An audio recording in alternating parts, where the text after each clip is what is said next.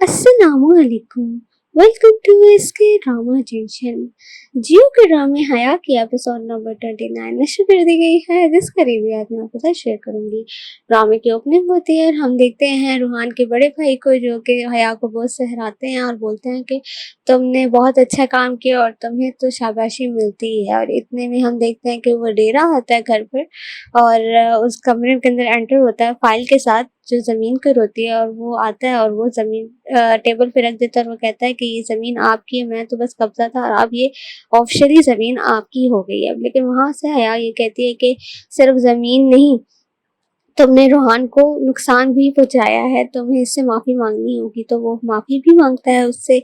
और फिर हम देखते हैं कि जो मुबारक मजदूर होती है वो उनसे कहती है कि अब जिस तरह तुमने मेरे बेटे से माफ़ीनामा लिखवाया था, इसी तरह अब तुम भी माफ़ीनामा लिखोगे। और वो फिर जो उसका बड़ा बेटा है मुबारक मजदूर का, वो उसको माफ़ीनामा देता है और वो माफ़ीनामा लिखता है।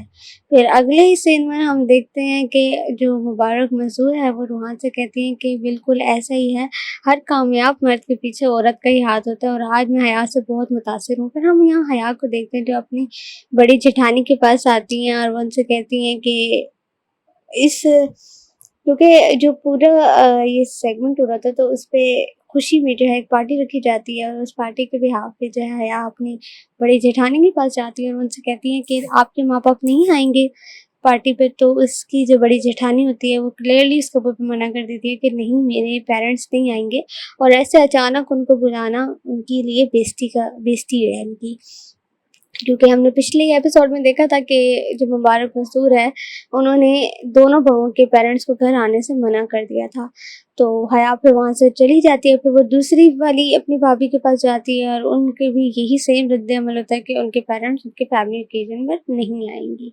खैर हया अब यहाँ पर देखते हैं, वो तो सोचती है कि अच्छा ऐसा है। फिर हम अगले सीन में देखते हैं कि आसिया के पास उनके बड़े भाई आए होते हैं और वो उनको इनवाइट करने के लिए आए होते हैं कि हया ने ये काम कर दिया। और वो आसिया बेगम जो हमारी हैं वो बहुत खुश होती है, साथ इरम भी कहती है अच्छा हया ने ये काम कर दिया, आप लोग को तो बड़ा प्रॉफिट होगा और ये वो।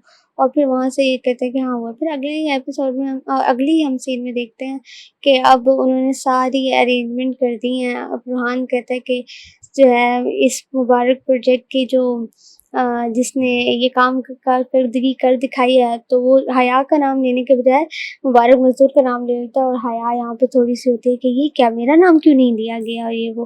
खैर मुबारक मजदूर अब स्टेज पर जाती हैं और वो कहती हैं कि बस ये मेरे बच्चों की वजह से। और फिर वो हया को बुलाती है कि इसकी वजह से ये सब मुमकिन हो पाया, नहीं तो हुआ ही नहीं था। खैर फिर वो उन दोनों को सराहती हैं, उनको शाबाशी देती हैं कि हया की वजह से ये सब मुमकिन हुआ। फिर हम अगले ही सीन में देखते हैं कि हया जो है वो अपने चाचू के पास बैठे थे रूहान के, और उनसे एक डिस्कशन कर रहे थे। वो रूहान के चाचू उनको शाबाशी देते हैं और आगे से जो हमारी हया मैडम है वो कहती है भाई 50% शेयर्स तो आपके हैं, आपके 50% जो है हकदार हैं।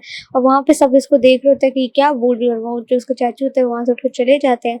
फिर अगली सीन में हम देखते हैं कि जो रूहान के चाचू वो यही सेम डिस्कशन कर रहे होते हैं कि इन लोग हया जो है वो कहती है कि हमारे 50% शेयर हैं, ये है वो है। खैर अगले सीन में हम देखते हैं मुबारक मजदूर को जो अब उम्रे की तैयारी कर रही हैं और वो कहती है कि मैं 1 महीने के लिए अब जो है मुझसे बाहर जाऊंगी, तो अब मैं जो सारी जिम्मेदारियां दूंगी वो जो होगी बड़ी बहू को देगी। हया समझती है कि वो उसको मिलेंगी, लेकिन वो जो जिम्मेदारी होती है वो घर की बड़ी बहू को मिल जाती है, जो हया की बच्चे ठानी होती है। और यहाँ पे हया थोड़ी सी होती है कि ये क्या, उनको क्यों मिल गया, सारा काम मैं करूँ और जो है जिम्मेदारियाँ बड़ी वाली को मिल जाए, ऐसे क्यों। तो वहाँ से वो बहाना करके वहाँ से चली जाती है और वो रूहान को वहाँ से कॉल करती है कि ये क्या बात हुई कि सारा काम हम करें, ज़मीनें हम इनको छुड़ा के दें और जिम्मेदारियाँ सारी रिफत भाभी को बड़ी वाली को मिल जाए, ऐसे क्यों। फिर रिफत भाभी यहाँ पे जो है छोटी वाली से डिस्कस कर रहे थे कि हया का बिहेवियर मुझे इतना खास लगा नहीं, क्योंकि वो फ़ौरन से वहाँ से उठकर चली गई है। मतलब फिर वो जो छोटी वाली होती है वो उनको समझाती हैं कि आप इतना ओवरथिंक ना करें, आप पॉजिटिव रहें, बाकी अल्लाह मालिक है। फिर हम यहाँ पे देखते हैं हया को, जो छोटी वाली उनके पास जाती हैं और वो बोलती हैं कि तुम्हें क्या हुआ, तुम्हारी एग्जैक्टली तबीयत ख़राब है या कुछ और है। तो वो कहती है अच्छा, तो आपको रिफत भाभी ने इधर भेजा है। वो कहती है नहीं, तुम पॉजिटिव रहो ये वो। फिर वो रिफत के पास जाती हैं और वो बोलती हैं कि आपको कैसा लग रहा है बड़े सरबराह बनकर और ये वो। तो वो कहती है मुझे बहुत अच्छा फ़ील हो रहा है, बहुत प्राउड फ़ील हो रही है वो। फिर हम नेक्स्ट एपिसोड में देखते हैं, नेक्स्ट सीन में देखते हैं कि मुबारक मजदूर के पास अब हया आई हैं और वो कहती हैं कि मैंने जो है मज़ार पे जाना, चादर चढ़ानी है और आपकी खैर खैरियत के लिए दुआ मांगनी है। तो वो मुबारक हुज़ूर उसको इजाज़त दे देती है मज़ार पे जाने की, क्योंकि उनके सामने ज़ाहिर है हया को नंबर जो बनाने होते हैं। फिर हम यहाँ देखते हैं मुबारक मज़दूर को, जो कि अब आसिया से मिलने आई है, कि वो अब उनको बताते हैं कि मैं 1 महीने के लिए उम्रे पे जा रही हूँ, ये वो। तो वो उनको खैर खैरियत से जाने की दुआएं देती हैं और यहीं पे हमारी एपिसोड एंड हो जाती है। अब मज़ीद पता चलेगा कि नेक्स्ट एपिसोड पर क्या होने वाला है।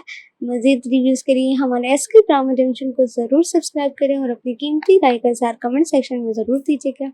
मुझे दें इजाज़त। अल्लाह हाफ़िज़।